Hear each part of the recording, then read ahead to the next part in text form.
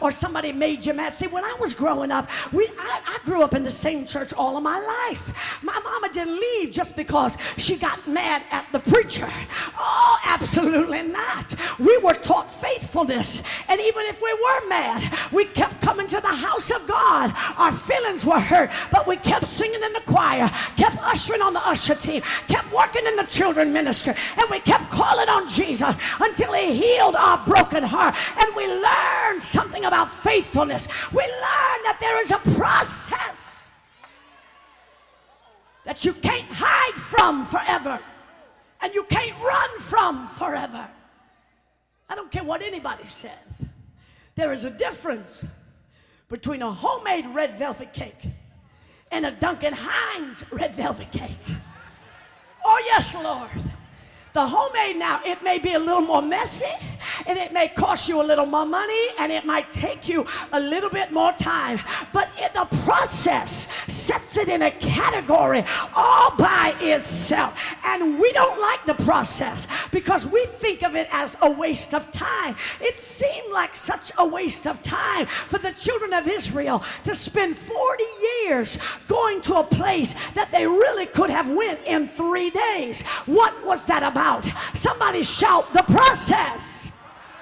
That was about the process, because they learned some things in the process that you would not learn any other way. See, there is a level of God's faithfulness that you learn when you are going through the process. There is a strength and a steadfastness and a stability that will come to your character when you say yes to the process. There is something that you learn about God with tears rolling down your face at 3 o'clock in the morning, and you don't have anybody to call on but Jesus. There is something about that that will make you understand who God really is.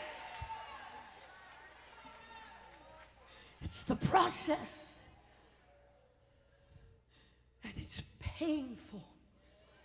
Don't you let anybody tell you any different. I ain't lying. The process is painful. If you ever see anybody greatly anointed, you need to know that those people have suffered greatly. It's a painful thing. When you're in it, sometimes you can't even find God. Oh, I know y'all don't want to hear that from me. You can't find him. You can't feel him. Can't even buy a word from the Lord. Prophet comes to town, and everybody gets in line with their envelope, and he prophesies so beautifully to everybody.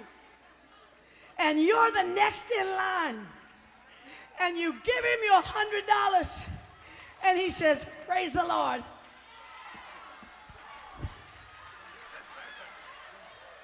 You're like, no, you did not just take my money. Can't find God, can't feel God, don't know if God is even real or you are even saved.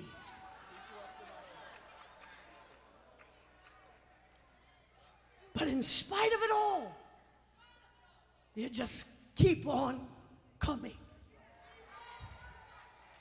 Can't feel him, but you come anyway.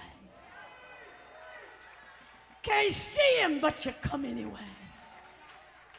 You don't know what's going on in your life, but you're here anyway. Lifting up holy hands, but you're hurting. Waving your offering envelope, but you're wondering, God, when are you going to come through for me? You're rejoicing, but guess what? It ain't working. You're singing, but it ain't working. And you're clapping, but it ain't working. Listen here. I didn't come to Columbus to talk about when praise works. I came to talk about when it looks like it doesn't work. Watching everybody else get their miracle. Everybody else get their breakthrough. Everybody else get their new car and their new job and their new ministry, and you watch everybody else get their Boaz, and you go home with Bozo. Rejoicing with them that rejoice. Celebrating with them that celebrate.